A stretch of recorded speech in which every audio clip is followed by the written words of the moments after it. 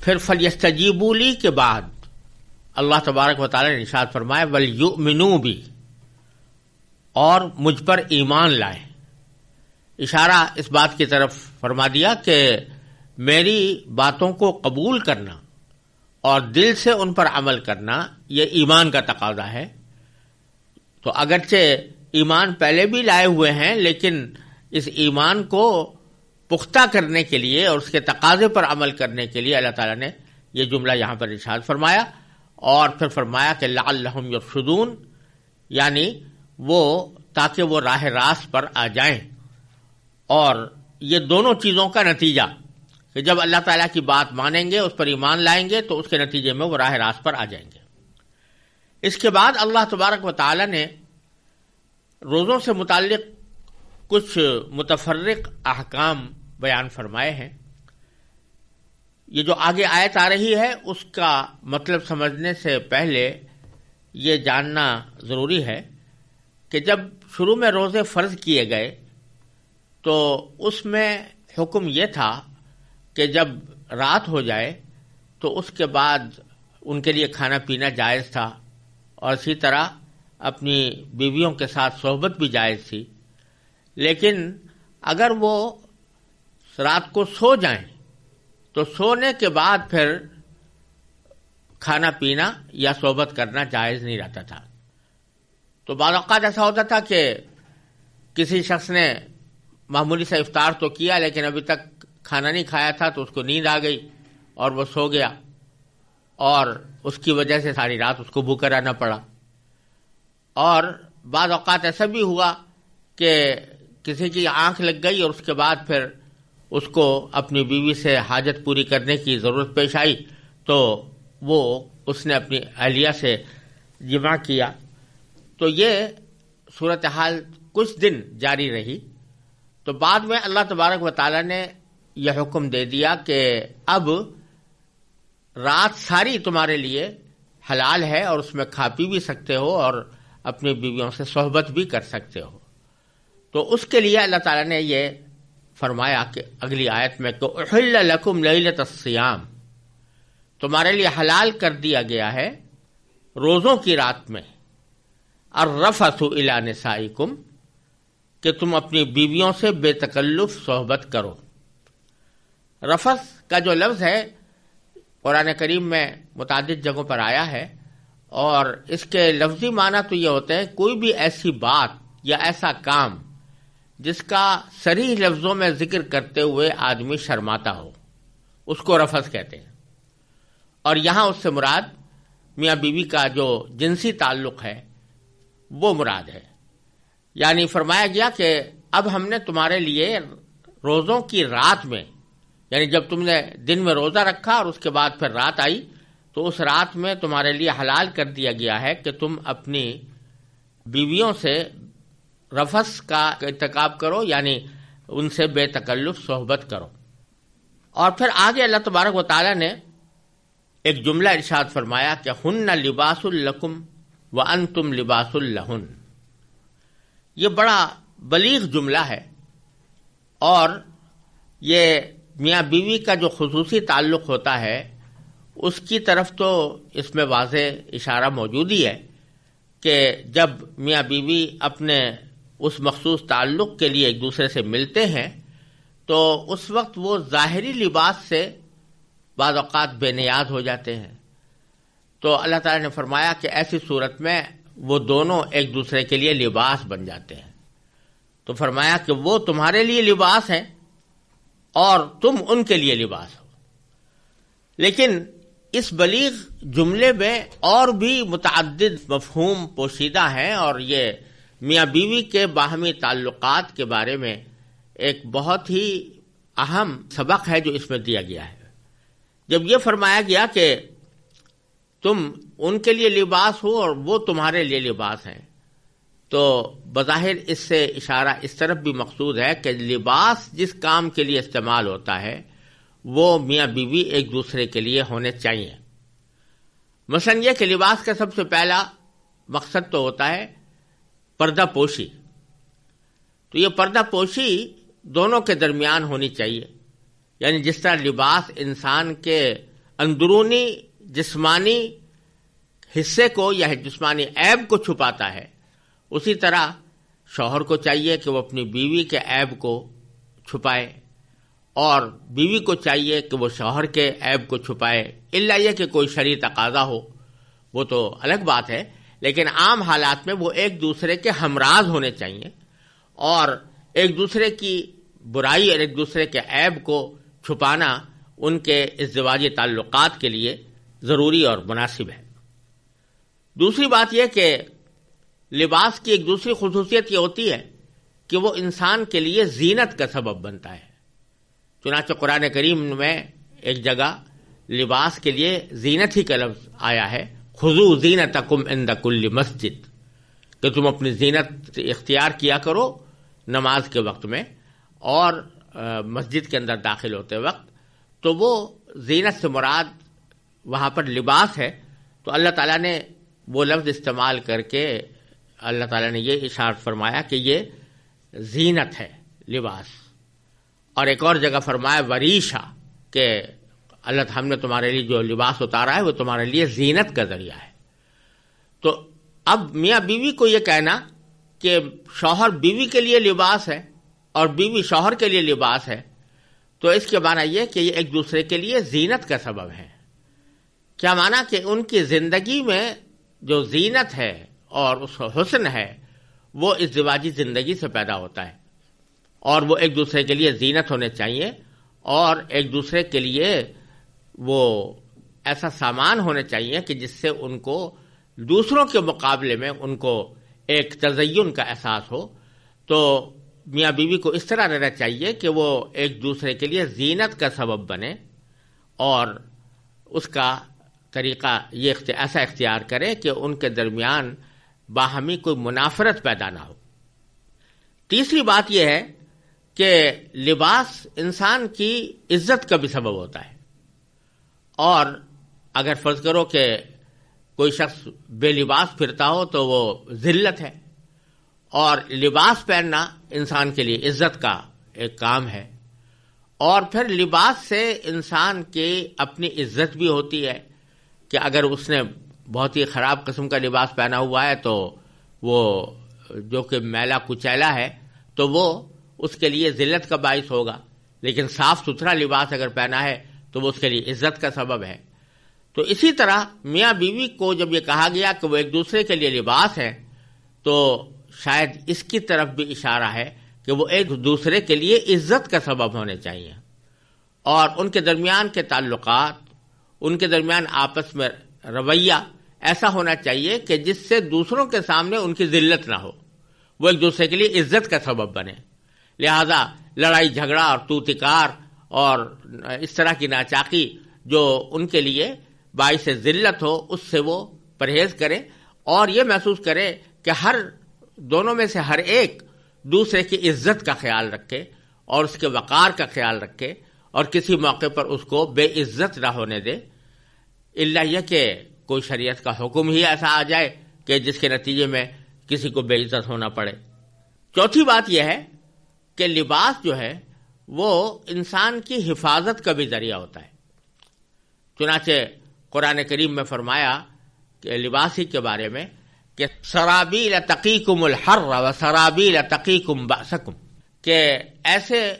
لباس تمہیں عطا کیے کہ جو تمہارے لیے گرمی دور کرنے کا سبب ہے۔ تو گرمی سے حفاظت، سردی سے حفاظت،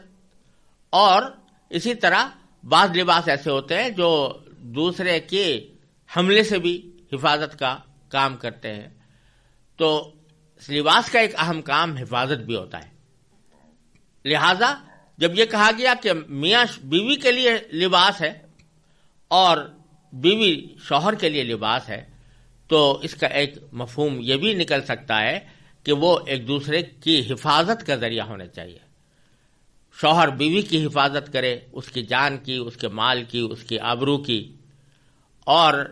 بیوی شوہر کی حفاظت کرے، اس کی جان کی، اس کے مال کی، اس کے آبرو کی۔ چنانچہ ایک حدیث میں رسول اللہ صلی اللہ علیہ وسلم نے بیوی کے فرائض میں یہ بات بھی قرار دی کہ وہ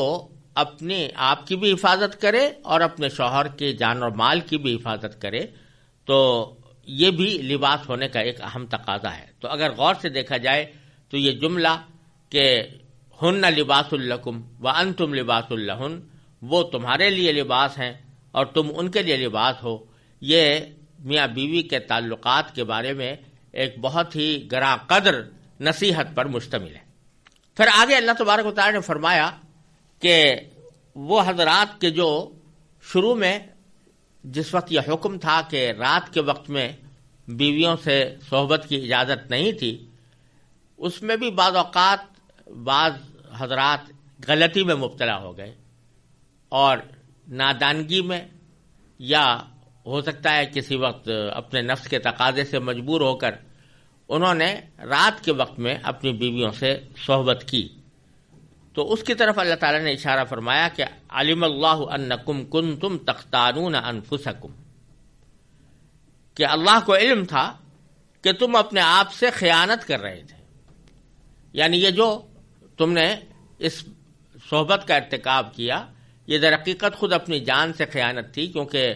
جو گناہ بھی انسان کرتا ہے اس کا بالآخر نقصان اس کی اپنی جان کو پہنچتا ہے،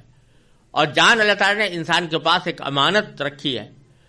اور اس جان کو کوئی نقصان پہنچانا یہ اس امانت میں خیانت ہے۔ اس لیے اللہ تعالیٰ فرماتے ہیں مجھے معلوم تھا کہ تم اپنے آپ سے خیانت کر رہے تھے، یعنی تم نے کبھی کبھی اس خلاف ورزی کا ارتکاب کیا تھا، اس حکم کے خلاف ورزی کا ارتکاب کیا تھا۔ فتاب علیکم، تو اللہ تعالیٰ نے تم پر عنایت کی، وعفا عنکم، اور تمہاری غلطی معاف فرما دی، کیونکہ یہ ایک عارضی اور عبوری نوعیت کا حکم تھا جو اللہ تعالیٰ نے عطا فرمایا تھا، اور حضرات صحابہ کرام رضی اللہ تعالیٰ عنہ اجمعین بحیثیت مجموعی نافرمانی کے قصد سے نافرمانی کبھی نہیں کرتے تھے، لیکن کسی وقت یا تو بھول چوک میں یا کسی وقت کسی نفسانی خواہش سے مغلوب ہو کر ایک کام کر گزرے، تو اللہ تعالیٰ فرماتے ہیں کہ اب چونکہ یہ حکم ہی واپس لیا جا رہا ہے، تو اب جو پچھلے دنوں تم نے کوئی اس حکم کی خلاف ورزی کی تھی تو اس کو ہم نے معاف کر دیا، وعفا عنکم، اور چنانچہ فرمایا فالآن باشروہن، چنانچہ اب تمہارے لیے جائز ہے کہ تم ان سے صحبت کر لیا کرو، وابتغوا ما کتب اللہ لکم، اور جو راستہ اللہ تعالیٰ نے تمہارے لیے لکھ دیا ہے اس کو تلاش کرو۔ اس کے دو معنی ہو سکتے ہیں اور دونوں معنی ممکن ہیں۔ ایک معنی تو یہ کہ اللہ تعالیٰ نے تمہارے لیے جو راستہ لکھ دیا ہے کہ دن کے وقت میں تو روزہ ہے لیکن رات کے وقت میں تم کھا پی بھی سکتے ہو اور بیویوں سے صحبت بھی کر سکتے ہو، تو اس کو تم تلاش کرو، یعنی اس سے فائدہ اٹھاؤ۔ اور دوسرے معنی بعض حضرات مفسرین نے یہ بیان کیے ہیں اور وہ بھی عین ممکن ہے کہ یہاں مراد ہوں، وہ یہ کہ اللہ نے تمہارے لیے جو کچھ لکھ دیا ہے اس سے مراد ہے اولاد، اور وابتغوا کے معنی ہے تلاش کرو، اور مقصد یہ ہے کہ صحبت جب کی جائے تو اس میں صرف اپنی جنسی لذت حاصل کرنا ہی مقصود نہ ہو بلکہ اس میں اولاد کی طلب بھی مقصود ہو۔ اور اس بات کی تائید متعدد اور دوسری آیات سے بھی ہوتی ہے اور بعض احادیث سے بھی ہوتی ہے کہ آدمی کو صحبت میں صرف محض اپنی جنسی خواہش کو پورا کرنا ہی مقصود نہ ہو بلکہ نسل انسانی کی بقا اور نسل انسانی کے اضافے کی بھی نیت ہونی چاہیے۔ تو یہ معنی بھی ہو سکتا ہے وابتغوا ما کتب اللہ لکم۔ پھر فرمایا وکلوا واشربوا، اسی طرح جس طرح تمہیں رات کے وقت میں صحبت کی اجازت ہے اسی طرح تمہارے لیے کھانے پینے کی بھی اجازت ہے۔ کلو، کھاؤ، واشربوا، اور پیو، حتی یتبین لکم الخیط الابیض من الخیط الاسود من الفجر، یہاں تک کہ صبح کی سفید دھاری سیاہ دھاری سے ممتاز ہو کر تم پر واضح نہ ہو جائے۔ یہ ایک استعارہ اللہ تعالی نے استعمال فرمایا کہ رات کا جو وقت ہوتا ہے اس میں افق کے اوپر تاریکی ہوتی ہے، اندھیرا ہوتا ہے، اس کو سیاہ دھاری سے تعبیر فرمایا ہے۔ اور پھر جب صبح صادق ہوتی ہے تو افق کے اوپر جس جگہ افق کا کنارہ ہے وہاں سے روشنی ظاہر ہونی شروع ہوتی ہے، چوڑائی میں ظاہر ہونی شروع ہوتی ہے، وہ ایک دھاگے کی شکل میں، ایک دھاری کی شکل میں ہوتی ہے. تو وہ سفید دھاری صبح صادق کی دھاری ہے جو مشرق کے افق پر نمودار ہوتی ہے. اللہ تعالیٰ فرما رہے ہیں کہ جب وہ سفید دھاری سیاہ دھاری سے بالکل ممتاز ہو کر تمہارے سامنے واضح طور سے نہ آ جائے، اس وقت تک تمہارے لیے کھانا جائز ہے. یعنی صبح صادق ہونے کا جب تک یقین نہ ہو جائے اس وقت تک تمہارے لیے کھانا پینا جائز ہے. لیکن جب صبح صادق کا یقین ہو گیا کہ فلاں وقت میں صبح صادق ہو چکی ہے تو اب مزید کھانا پینا حرام ہے. تو اسی لیے علماء کرام نے فرمایا کہ اگر کسی شخص کو کسی وقت شک ہے کہ معلوم نہیں کہ ابھی صبح صادق طلوع ہوئی ہے یا نہیں، اور اس شک کی حالت میں اس نے کھا لیا تو اس سے روزہ نہیں ٹوٹتا، وہ روزہ پھر بھی ہو جاتا ہے. لیکن اگر یقین ہو کہ صبح صادق ہو چکی ہے پھر بھی کوئی آدمی کھا لے تو پھر وہ روزہ نہیں ہوتا. آج کل چونکہ وہ افق کی دھاریوں کو دیکھنے کا سلسلہ خاص طور سے شہری زندگی میں مشکل ہو گیا ہے، بلکہ دیہاتی زندگی میں بھی روشنیاں ہونے کی وجہ سے پوری طرح اس کی پہچان نہیں ہوتی. تو اللہ تعالی نے جو جس حساب کے ساتھ سورج اور چاند کی گردشیں بنائی ہیں اس کے حساب سے جنتریاں تیار کر لی گئی ہیں، اور ان جنتریوں میں جو وقت لکھا ہوتا ہے وہ صبح صادق کا عام طور سے صحیح وقت ہوتا ہے. تو جب وہ وقت ہو جائے تو اس کے بعد پھر کھانا پینا جائز نہیں، اس سے پہلے آدمی کھا سکتا ہے. پھر فرمایا کہ ثم اتم الصیام الی اللیل، پھر روزوں کو پورا کرو رات تک. یعنی جب تک رات نہ آ جائے اس وقت تک روزہ پورا کرنا ضروری ہے. یہاں پھر وہی معاملہ ہے کہ جب تک یہ رات آنے کا یقین نہ ہو جائے اس وقت تک کچھ کھانا پینا جائز نہیں، کیونکہ دن تو یقینی طور پر چلا آ رہا ہے. اگر رات میں شک ہے کہ پتہ نہیں رات شروع ہوئی یا نہیں، یعنی سورج غروب ہوا یا نہیں، تو اس وقت کھانا جائز نہیں ہے. جب غروب ہونے کا یقین ہو جائے تو پھر اس کے بعد کھانا پینا جائز ہوتا ہے. اور یہاں پر بھی جنتریوں سے کام لیا جا سکتا ہے کہ جس سے یقین ہو جائے کہ اب سورج غروب ہو گیا ہے. البتہ جنتریوں میں اتنا خیال رکھنا چاہیے کہ جنتری جو ہوتی ہے وہ کسی شہر سے متعلق اگر بنائی گئی ہے تو کسی شہر کی خاص جگہ سے متعلق ہوتی ہے. آدمی جس جگہ مقیم ہے، جہاں اس کا گھر ہے، وہ بعض اوقات اس جگہ سے کچھ فاصلے پر ہوتا ہے. اس فاصلے پر ہونے کی وجہ سے بعض اوقات کچھ سیکنڈ کا فرق ہو سکتا ہے، اور بعض اوقات اس سے زیادہ بھی فرق ہو سکتا ہے. اور وجہ اس کی یہ ہے کہ عام طور سے جنتریوں میں منٹ تو لکھے ہوتے ہیں لیکن سیکنڈ کا حساب نہیں ہوتا. حالانکہ جو روزانہ طلوع اور غروب ہوتا ہے اس میں بعض اوقات سیکنڈوں کا بھی فرق ہوتا ہے. لہذا چونکہ سیکنڈوں کا بھی فرق ہو سکتا ہے، اس لیے بہتر یہ ہے کہ افطار میں یہ اہتمام کیا جائے کہ جب تک کہ جنتری میں جو وقت لکھا گیا ہے اس سے 1-2 منٹ احتیاط کر لی جائے، تاکہ اگر کوئی تھوڑا بہت فرق ہے تو وہ بھی ختم ہو گیا. پھر فرمایا کہ وَلَا تُبَاشِرُوهُنَّ وَأَنْتُمْ عَاكِفُونَ فِي الْمَسَاجِدِ، یعنی تم اپنی بیویوں سے اس حالت میں مباشرت نہ کرو جب تم مسجدوں میں اعتکاف کی حالت میں ہو. اعتکاف میں انسان مسجد میں ہوتا ہے، وہاں سے ویسے ہی اس کو نکلنا جائز نہیں ہوتا. تو اس لیے فرمایا گیا کہ اس حالت میں مباشرت رات میں بھی جائز نہیں ہے. یعنی یہ کہ کوئی شخص اعتکاف سے اٹھ کر رات کو اپنے گھر جا کر مباشرت کرے تو یہ جائز نہیں ہے. پھر آگے فرمایا تلک حدود اللہ فلا تقربوها،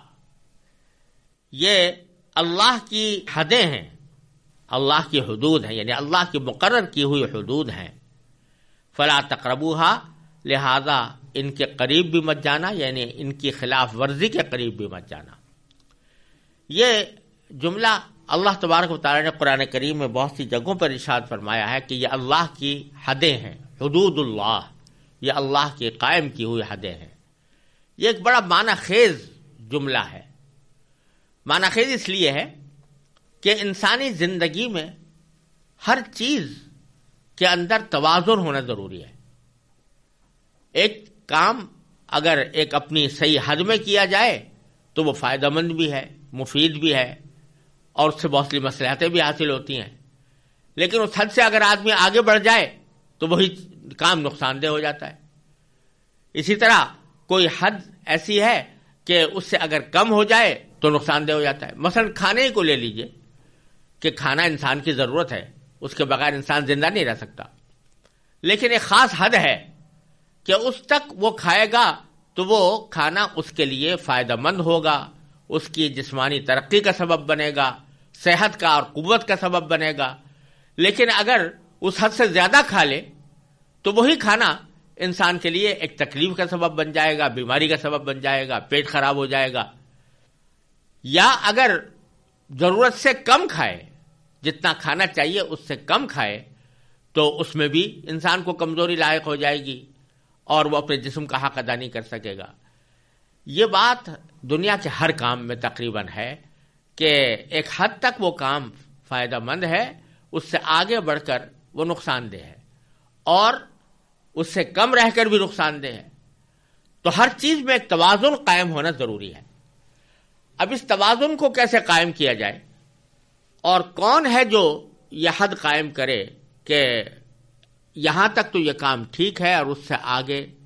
غلط ہے. تو اگر انسان اپنی عقل سے کام لینا چاہے تو بہت سی جگہوں پر تو واقعی عقل سے اس کو یہ فائدہ حاصل ہو جاتا ہے کہ اس کو ایک حد معلوم ہو جاتی ہے کہ اس سے آگے بڑھنا مناسب نہیں. جیسے کھانے کے بارے میں سائنٹیفک تحقیق کے ذریعے آدمی پتہ لگا سکتا ہے کہ انسان کو کتنے وزن کا کھانا کھانا چاہیے ایک وقت میں. لیکن بہت سی چیزیں ایسی ہیں کہ جن کی حدود محض عقل سے پتہ نہیں لگتی. تو ایسے مواقع پر اللہ تبارک و تعالی جو احکام نازل فرماتے ہیں وہ حدود اللہ ہے. یعنی اللہ تبارک و تعالی نے یہ حد مقرر کر دی ہے کہ فلاں کام تم اس حد تک کرو گے تو تمہارے لیے فائدہ مند ہوگا، اور اس سے زیادہ کرو گے تو تمہارے لیے نقصان دہ ہوگا. اب اس روزے کو لے لیجئے کہ روزے کے اندر اللہ تعالیٰ نے یہ حد مقرر کر دی کہ صبح صادق سے پہلے تک کھانا جائز ہے، صبح صادق ہوتے ہی ناجائز ہو گیا. اسی طرح روزہ رکھنا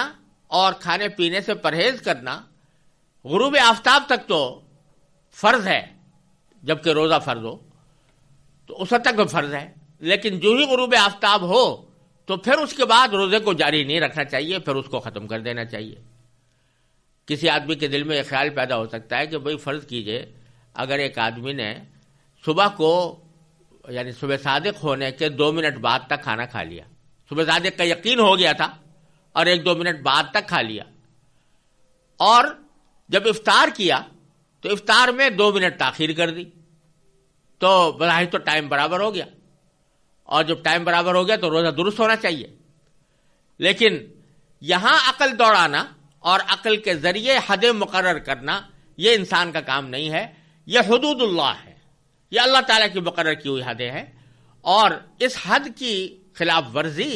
تمہارے لیے کسی طرح بھی جائز نہیں، اس کے قریب بھی مت جانا. فلا تقربوها.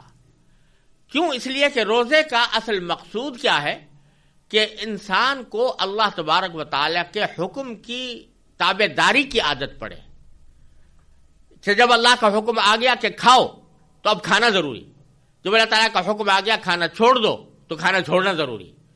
اب اس میں منٹوں کا حساب کتاب نہیں ہے، بلکہ جو ہی اللہ تعالیٰ کا حکم آئے کہ کھانا بند کر دو تو اس کے بعد پھر 1 منٹ کی بھی گنجائش نہیں. اگر 1 منٹ کے بعد بھی کھانا جاری رکھا تو اللہ تعالیٰ کے حکم کی خلاف ورزی ہو گئی، اللہ تعالیٰ کی مقرر کی ہوئی حد کی خلاف ورزی ہو گئی. اور اسی طرح اگر تم نے غروب آفتاب کے بعد اپنے طرف سے یہ سوچ کر کہ بھائی جاؤ مجھے شاید زیادہ ثواب ملے، میں غروب آفتاب کے بعد کچھ دیر اور رک کر کھانا کھاؤں تاکہ مجھے زیادہ اجر ملے، زیادہ مشقت ہو اور مشقت پر زیادہ اجر ملے، تو یہ تم نے اپنی طرف سے ایک اضافہ کر دیا، اور اس اضافہ کرنے کے نتیجے میں اس پر تمہیں کوئی ثواب نہیں ملے گا. اسی لیے حدیث میں اس بات کی تاکید آئی ہے کہ جب افطار کا یقین ہو جائے، غروب آفتاب کا یقین ہو جائے اور کوئی شبہ باقی نہ رہے تو اس کے بعد افطار جلد از جلد کر لو، دیر مت کرو. کیوں؟ اس واسطے کہ اگر اس وقت تم دیر کرو گے تو وہ دیر کرنا تمہاری اپنی طرف سے ہوگا، اور اللہ تعالیٰ کی مقرر کی ہوئی جو حد ہے اس کو تم پار کر گئے. جس طرح اس حالت میں جبکہ صبح صادق ہو چکی ہے اس وقت کھانا حرام ہے. اسی طرح غروب آفتاب کے بعد اس قصد سے، اس ارادے سے کہ میرا روزہ اور لمبا ہو جائے، افطار کرنے میں دیر کرنا بھی حرام ہے، اس لیے کہ یہ اللہ تعالیٰ کی مقرر کی ہوئی حدود ہیں جن کی پابندی رکھنا ضروری ہے. اب یہ کہ دن کے اندر تو کھانا کھانا منع ہے، پانی پینا منع ہے، صحبت منع ہے، لیکن رات کو ہم نے اجازت دے دی ہے، تو یہ ہماری طرف سے مقرر کی ہوئی حدود ہیں، ان کی پابندی کرو. اور یہ صرف یہی نہیں بلکہ زندگی کے بہت سے مسائل میں اللہ تبارک و تعالی نے جو احکام عطا فرمائے ہیں. اب مثلا نماز کو لے لیجئے کہ نماز کے اندر اللہ تعالی نے فرمایا کہ مثلا صبح کی نماز 2 رکعت ہے، اور ظہر عصر عشاء کی نماز 4 رکعتیں ہیں، مغرب کی 3 رکعتیں ہیں. تو اب یہ حدیں ہیں اللہ تعالیٰ کی بنائی ہوئی. اب کوئی شخص یہ چاہے کہ میں 3 رکعتوں کے بجائے 4 پڑھ لوں، تو اس نے اضافہ کر لیا، اللہ تعالیٰ کی حد کو توڑ دیا، کیونکہ اب وہ اتباع نہ رہا، اپنی طرف سے انسان نے ایک طریقہ گھڑ لیا اور اس کے مطابق چل پڑا. تو اللہ تعالیٰ جو جگہ جگہ فرماتے ہیں دل کا حدود اللہ، یا اللہ کی مقرر کی ہوئی حدیں ہیں، ان کا بڑا گہرا مفہوم ہے کہ اللہ تبارک و تعالیٰ نے جس کام کی جو حد مقرر فرما دی ہے، بندے کی حیثیت سے تمہارا فرض ہے کہ ان حدود کی پابندی کرو. فلا تقربوها، لہذا اس کے قریب بھی مت جانا، یعنی کہ اس کے خلاف ورزی کے قریب بھی مت جانا. کذالک یبین اللہ آیاتہ للناس، اور اسی طرح اللہ اپنی نشانیاں لوگوں کے سامنے